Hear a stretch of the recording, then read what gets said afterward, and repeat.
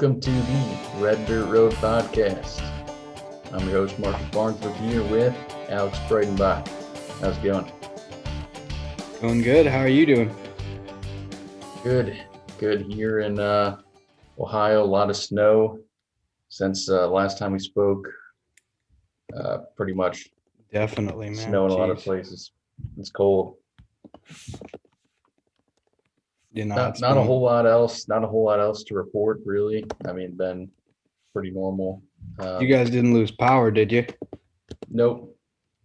We are no, just a little cold, but work from home, so yeah. Unfortunately, don't have anything interesting to say in this intro part of the podcast. So I guess just get right into the episode here.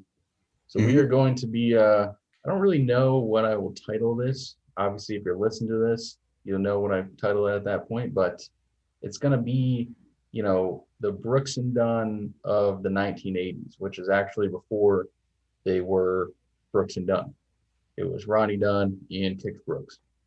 And we'll do this for each time we surpassed one of their decades. So Kix Brooks came out with a 1989 self-titled album, and Ronnie Dunn had 4 singles. Those were in more the early 80s. But I'm just going to go and look on this Wikipedia page. And for anyone that doesn't know about Brooks and Dunn, I'm going to tell you guys a little bit about Brooks and Dunn, and then a little bit about just a little paragraph on Kix Brooks and Ronnie Dunn. I think this is mostly for them before they came to meet each other. So it says that Brooks and Dunn is an American country music duo consisting, obviously, of Kix Brooks and Ronnie Dunn, both of whom are vocalists and songwriters. The duo was founded in 1990 through the suggestion of Tim Du Bois, I guess I say it. Before the foundation, both members were solo recording artists. Both members charted 2 solo singles apiece in the 80s, with Brooks also releasing an album for the Capitol Records in 89 and writing hit singles for other artists. Founded in 1991, the duo signed to Arista Nashville that year. They have recorded 11 studio albums and 5 compilation albums for the label. They also have 50 released singles, of which 20 went number 1 on the Hot Country charts, and 19 more have reached top 10. 2 of these number 1 singles, My Maria, cover of B.W. Swenson song, and Ain't Nothing About You, were the top country songs of 1996 and 2001, respectively, according to the Billboard year-end charts. The later is also the duo's longest-lasting number 1 single on the chart at 6 weeks. Several of their songs have also reached the Billboard Hot 100, with the number 25 peaks of Ain't Nothing About You and Red Dirt Road being their highest. Brooks and Dunn has also won the CMA Vocal Duo of the Award every year between 92 and 2006, except for the year 2000. 2 of their songs won the Grammy Award for Best Country Performance by a duo or group with vocal. Hard Working Man in 94 and My Maria in 96. All but 2 of this duo's studio albums are certified platinum or higher by the Recording Industry Association of America. Their highest certification is in their 91 album, Brand New Man, which we've been talking about. Oh, yeah. Which is certified sextuple platinum. That sounds like a dirty word. I don't know. Is that 6 times? For shipments of 6 million copies. Must be. The duo's material is known for containing influences of honky-tonk, mainstream country, and rock, as well as the contrast between Brooks and Dunn's singing voices and onstage personalities. Although some of their music has been criticized as formulaic, they don't know what they're talking. Their 92 single, Boot Scootin' Boogie, helped repopularize line dancing in the United States. And 2001's Only in America was used by both George W. Bush and Barack Obama in their respective presidential campaigns. Brooks and Dunn has collaborated with several artists, including Reba McEntire, Vince Gill, and obviously a bunch of others. After announcing their retirement in '09, they performed their final concert on September 2nd, 2010 at the Bridgestone Arena in Nashville, Tennessee. Both Brooks and Dunn have continued to record for Arista Nashville as solo artists. Dunn released a self-titled album in 2011, which included the top 10 country hit Bleed Red, while Brooks released New to This Town in September 2012. The duo reunited in 2015 for a series of concerts with Reba McEntire in Las Vegas in 2019. The duo was inducted into the Country Music Hall of Fame. All right, so a little bit about Kix Brooks. It says Leon Eric Brooks III was born on May 12, 1995 in Shreveport, Louisiana, before moving to Nashville, Tennessee in 1976. He played at various venues in Maine. He was also a neighbor of country singer Johnny Horton.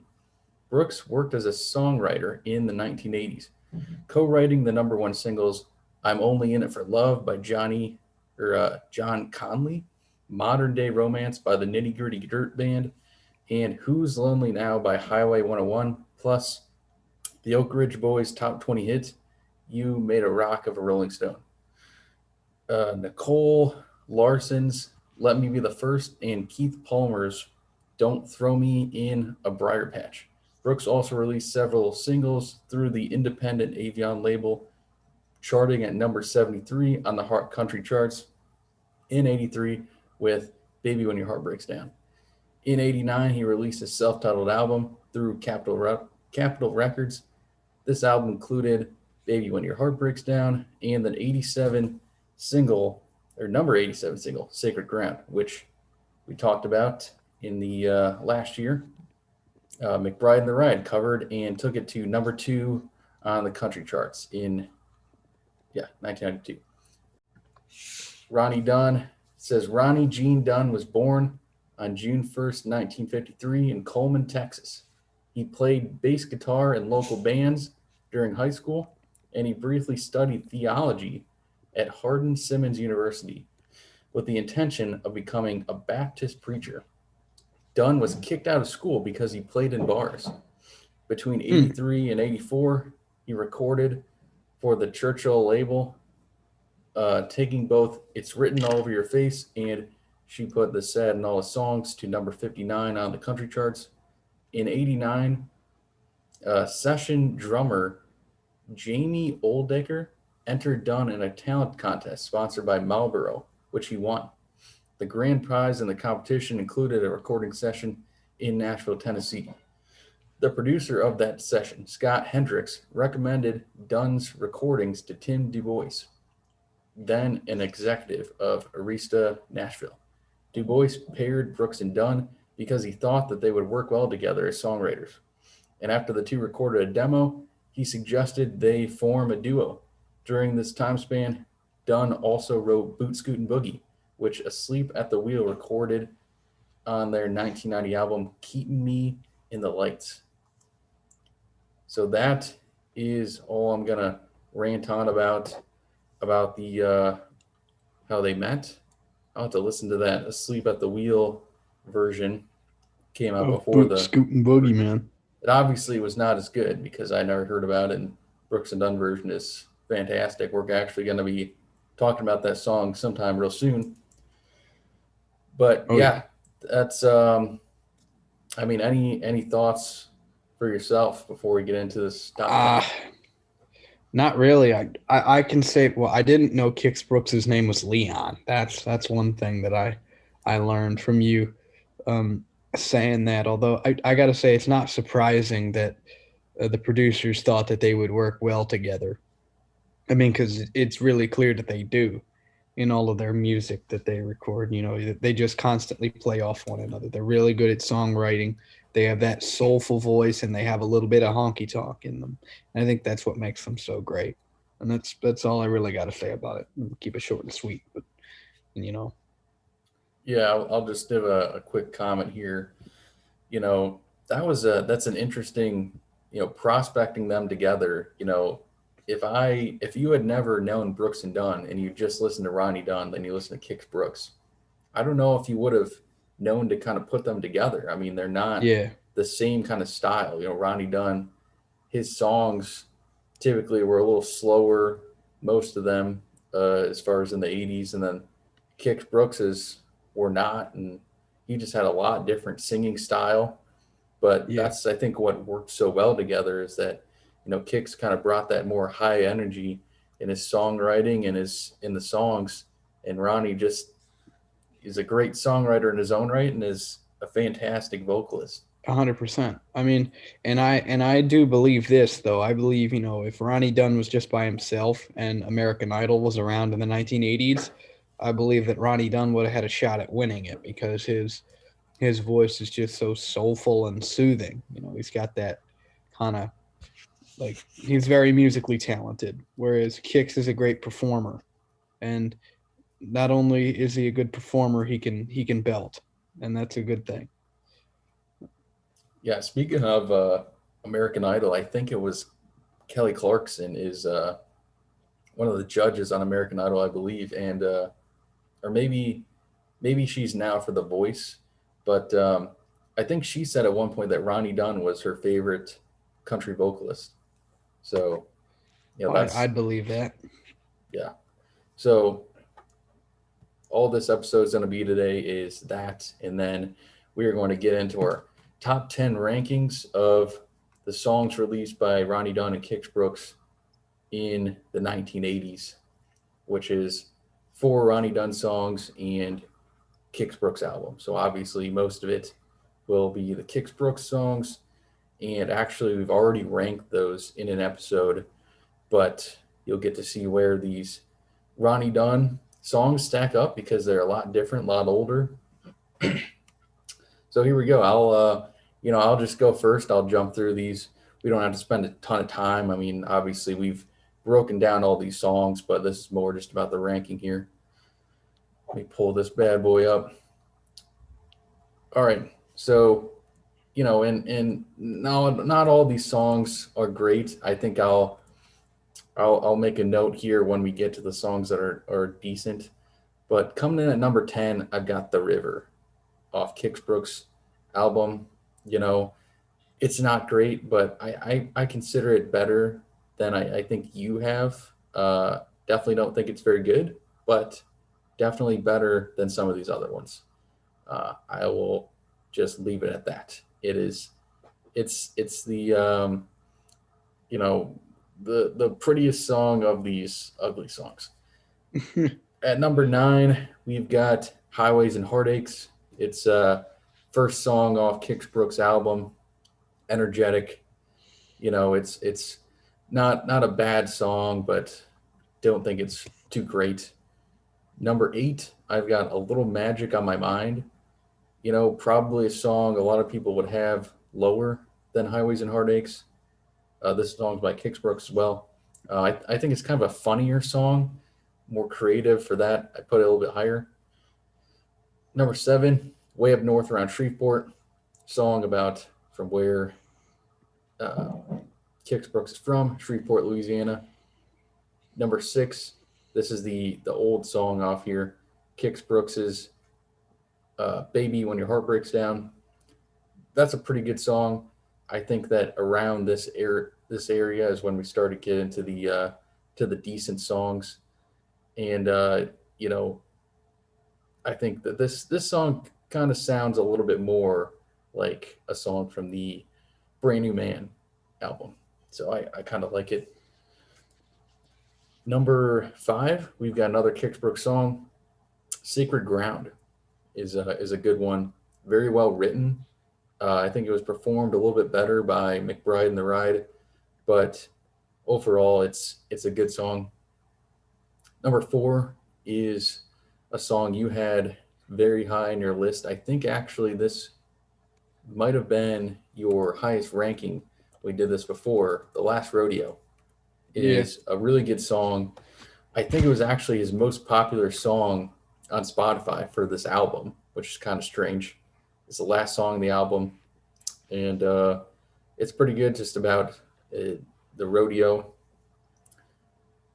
Number three, we finally get a Ronnie Dunn song here.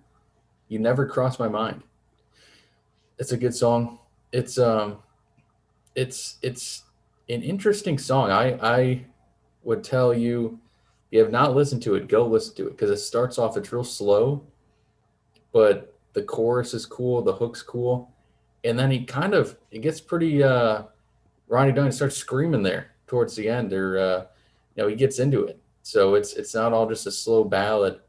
I like it. It's a good song. I'd listen to it. If it was on Spotify, I'd listen to it a lot more. Number two, my top song from this album, There's a Telephone Ringing. Good song. I mean, I would like this is my favorite song off the album. I would like to see Brooks and Dunn re-record this song.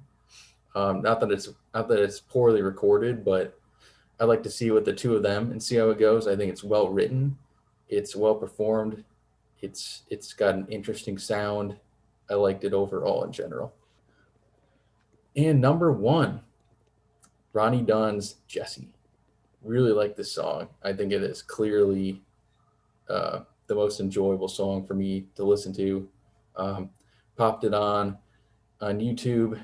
All of these Ronnie Dunn songs are they're only on YouTube. In fact, one of them that I did not mention wasn't even available on YouTube anymore. I don't think you can even find it.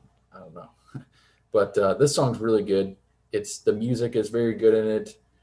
The songwriting's fun. He's the chorus. He's yelling, "Oh, Jesse!" And it's a song we reviewed a long time ago, and just really like it. That's to me, there's a clear top two right there that I really, really enjoy, and then there's like a top five or six that are good. Yeah, that's my rankings. I know that our rankings of these Kicksbrook songs were pretty darn similar, so you can go ahead top 10. We'll see how they stack up to mine. All right. Well, been dying to get into this. I think it's interesting the way they stack up, when you combine the two, because coming in at number 10, I have Baby When Your Heart Breaks Down. That's Kix Brooks. It's a decent song. One of the, as you said, one of the better ones of the Uglies. So not horrible, but still good. At number 9, I had a little bit of a dilemma here, and I go with "There's a Telephone Ringing," because I didn't include. I think there were two on your list that I didn't include, but I'm not entirely sure as I get through them. So, and "There's a Telephone Ringing" is still a great song. I mean, it's still one of the great. It's still, like you said, it's like the introduction to the forensic files, essentially. That's what it sounds like. This is a pretty good song. Number 8 is "Sacred Ground." Still a good song. Very surprised that it didn't do as well, but it's still a decent song. Then I get into Ronnie Dunn at number 7. I have "You Never Cross My Mind," which, I mean, I thought, "You Never Cross My Mind" is a nice slow ballad. It's well written, and it's just like, uh, it's just basically, except for all of these things, except for whenever I'm doing this, you never cross my mind. And so it's pretty good. But it doesn't like truly wow me, in my opinion. Number 6 is "It's Written All Over Your Face." Now, I particularly like "It's Written All Over Your Face." It's pretty good, but it doesn't take top spot. And then at number 5, "She Put the Sad" in all his songs. I like that because it's kind of like it's drawn out, and I love the way that he sings the chorus. Like, "She put the sad in all his songs," something like that. That's it. I just love his voice on the track. I think it sounds absolutely beautiful. Um, and then number four, we have Jesse. And Jesse, like you said, Ronnie Dunn belting. I don't think we'll really ever get to see it except for only in America occasionally. And it's rare. It's a great song. Number three, I have Way Up North around Shreveport. And that was one of my favorite songs by Kix Brooks. That was definitely um, it was that classic honky tonk Kix Brooks vibe. I think I got from him, and had that kind of the same backbeat. In my opinion, is like Little Miss Honky Tonk or something like that. And so it sounded like Kix Brooks singing, uh, or something like Cool Drink of Water. We reviewed Cool Drink of Water. I think it would be like somewhat similar to that. And so I think that's why it takes number three. Number two, I have She Does the Walk On By. It's surprising, but She Does the Walk On By actually grew on me. As you know, I keep listening. I love the introduction to it personally. I think that the introduction and that guitar in She Does the Walk On By is pretty good. And in spite of the fact, it's not the best lyrics, I think the instrumentation does a lot more in terms of carrying the song. Number one is still the same one from my Kix Brooks review. It's The Last Rodeo. Now I love Ronnie Dunn. I absolutely love Ronnie Dunn. I think he does an amazing like he sings amazing and he has the voice of an angel. But I do think that out of the Pre-Brooks and Dunn songs that we've seen, The Last Rodeo, I love the story. I love the melody, the music. You can sort of hum along to it, and you can visualize it.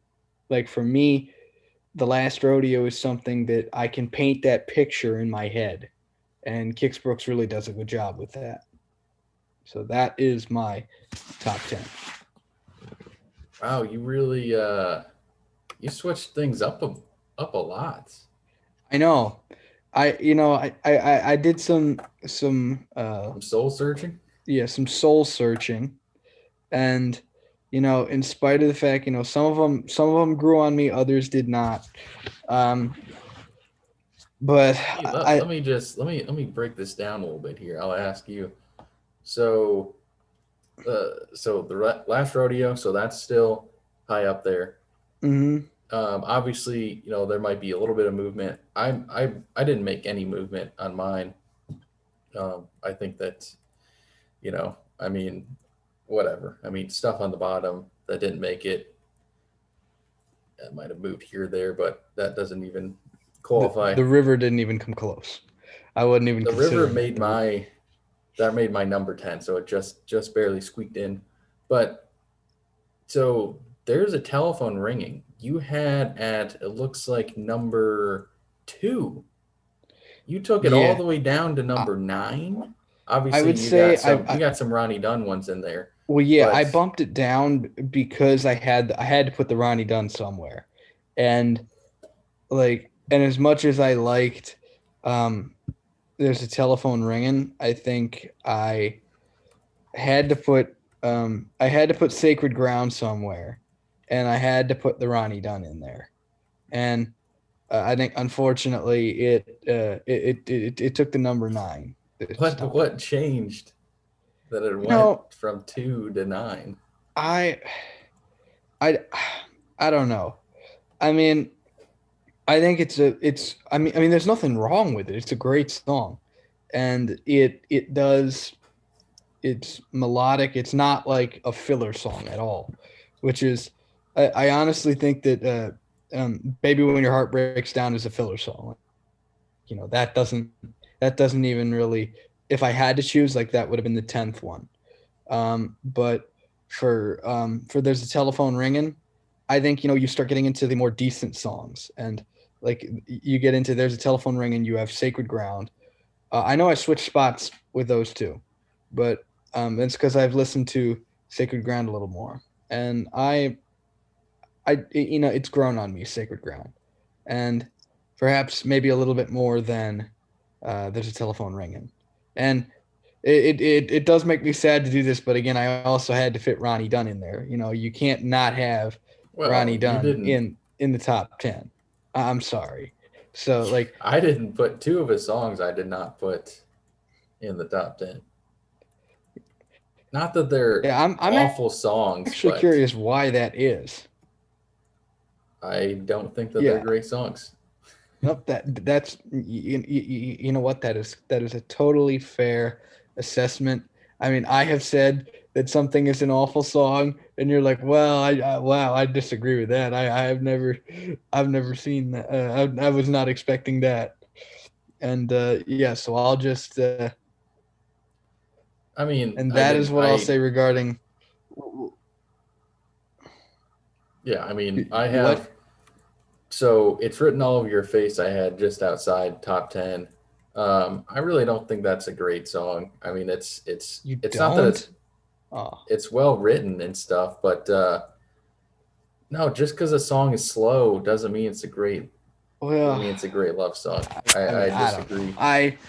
I thought it was pretty good, and I'll agree to disagree. You know what? Fine, I will agree to disagree. I thought Ronnie Dunn did pretty well, did very well on that. I thought that was one of Hey, I his. mean, you're slighting Kix Brooks here. Don't be defending Ronnie Dunn. Hey, Kix Brooks, he's on here too. No. Kix Brooks is a Let me just okay. Let's extrapolate this for a little bit. So you clearly have it's written all over your face ahead of Highways and Heartaches. No, yeah. I with I the recording that we are given, I can't do that. I don't know, man. I did We'll agree to Highways and Heartaches. disagree on that. Um, I think the other thing that's very clear is in this you moved it up a little bit, but still the theme is common. That there is one song in particular you and I do not agree on at all, and that is "She Does the Walk On By." You have in both had it much higher than me. Um, Yeah, I don't like that song at all. I think it sounds the same as "I'm On to You," which I also really. you and I both have that. I don't think that it sounds the same as I'm on to you. It definitely like okay. I mean, It sounds the somewhat. same. No, it does not. I don't think that it sounds the same at all. I mean, okay, a little magic on my mind didn't even make the top 10. I'll be Hey, Little honest with Magic, that one's funny. you. That one's kind of funny. He's Okay, got a yeah, little yeah, yeah, magic yeah. on his mind. It's kind of funny, but like, geez, I don't know. I What mean, what's Jesse? Give Jesse some love too. That should be the top. You know what? I am. You can keep your list. I am more than happy. My top two. I am happy with Jesse. And there's a telephone ringing. I'm happy with that. all right, yeah, no, I'm that's happy with fine. that. That's fine. All right. Perfectly Well, fine. that is it for today on the Red to Road podcast. On that completely wraps up Brooks and Dunn from the 1980s. We are now officially closed the book on that. We are in the 90s now. In fact, we're close to finishing up Brand New Man album.